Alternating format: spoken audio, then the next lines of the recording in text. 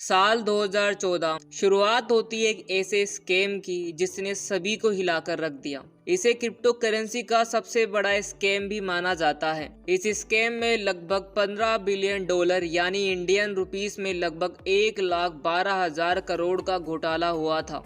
लेकिन आश्चर्य की बात तो यह है कि इस स्कैम को करने वाले मास्टरमाइंड को अभी तक पकड़ा नहीं जा सका है। दोस्तों, आइए इस स्कैम को शुरू से समझने की कोशिश करते हैं। 2014 से बीते कुछ सालों में जब बड़े बैंक क्राइसिस हुए तो उस समय क्रिप्टो करेंसी की लोकप्रियता ने जोर पकड़ लिया। लोग लगातार क्रिप्टो के अंदर इन्वेस्ट कर रहे थे। इसी बीच बल्गेरिया में रहने वाली एक महिला जिनका नाम डॉक्टर रूजा इग्नाटोवा था, बताया जाता है कि वो पेशे से एक डॉक्टर थी। इन्होंने भी क्रिप्टो की इस बढ़ती लोकप्रियता का फायदा उठाकर अपना खुद का एक कॉइन लॉन्च किया जिसका नाम था वन कॉइन। इन्होंने दावा किया था कि हमारा कॉइन ब्लॉकचेन टेक्नोलॉजी पर बेस एक हाई सिक्योर कॉइन है जिसकी माइनिंग कई प्लांट में की जाती है, पर ऐसा था नहीं। यह सिर्फ इनकी वेबसाइट के सर्वर से कनेक्ट था और काफी जोखिम भरा था। जहाँ क्रिप्टो करेंसी की प्राइस उसकी सेल एंड बाइंग पर डिपेंड करती है, वही डॉक्टर रूजा ने अपने कॉइन की एक प्री डिफाइंड वैल्यू बनाकर रखी। यानी इन्होंने अपने कॉइन के दाम को अपनी मर्जी के अनुसार एक फिक्स दाम पर बनाए रखा और लगातार इसे बढ़ाते गए, जिससे लोगों को लगा कि वन कॉइन आने वाले समय में एक बेहतर ऑप्शन हो सकता है। धीरे धीरे करते हुए कई लोगों ने इसमें इन्वेस्टमेंट करना शुरू किया। डॉक्टर रूजा ने अपने कॉइन को पिरामिड मॉडल का रूप देना शुरू किया, जिसमें वन कॉइन के सबसे छोटे पैकेज का प्राइस लगभग 140 यूरो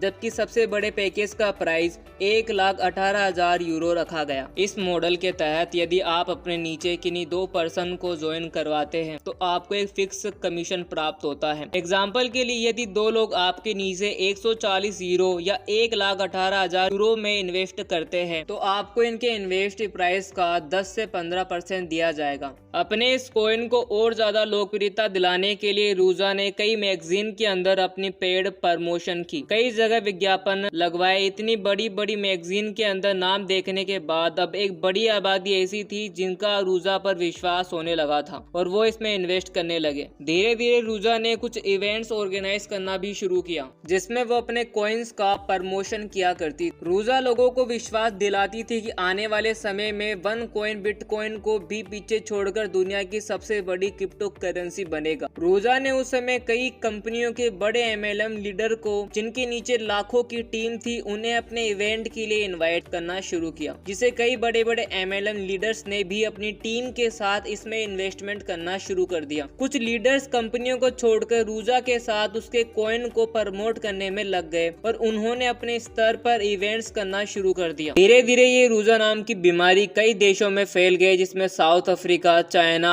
और भारत जैसे देश भी शामिल थे। एक आंकड़े के अनुसार 2014 से 2017 तक करीब 3 मिलियन से ज्यादा लोग इस कॉइन से जुड़ चुके थे।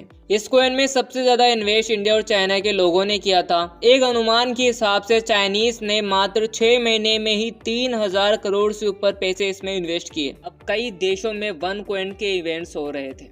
साल 2017 में भारत के मुंबई में वन कॉइन का एक बहुत बड़ा इवेंट होने वाला था, लेकिन उससे पहले ही पुलिस ने कई लोगों को अरेस्ट कर लिया जो इस इवेंट को ऑर्गेनाइज करने वाले थे। इन लोगों से जांच में पता चला कि इस इवेंट के कुछ दिन पहले ही लगभग 11 मिलियन डॉलर इंडिया से बाहर भेजे जा चुके हैं वन कॉइन में इन्वेस्टमेंट करने के लिए। इंडिया में इतने लोगों के अरेस्ट होने के बाद लोगों को शक हुआ वन कॉइन में कुछ स्कैम तो नहीं है। इसी बीच रूजा ने अनाउंस किया कि अक्टूबर 2017 में वो एक इवेंट ऑर्गेनाइज करेगी और इवेंट में एक एक्सचेंज को लॉन्च करेगी जिससे सारे इन्वेस्टर अपने कॉइन्स को यूरो या डॉलर्स में बदल सकेंगे। इस अनाउंस के बाद इन्वेस्टर की थोड़ी सी चिंता दूर हुई, लेकिन उस दिन इवेंट में रूजा वहां नहीं आई। सारे लोग इंतजार कर रहे थे लेकिन रूजा का कोई अता पता नहीं था। लोगों ने रूजा को कई फोन्स किए मगर किसी के फोन का कोई जवाब नहीं मिला। कुछ लोगों ने यह बात भी फैलाई कि रूजा की वजह से बैंक को काफी ज्यादा घाटा हो रहा था, इसलिए शायद बैंक ने रूजा को किडनैप कर लिया।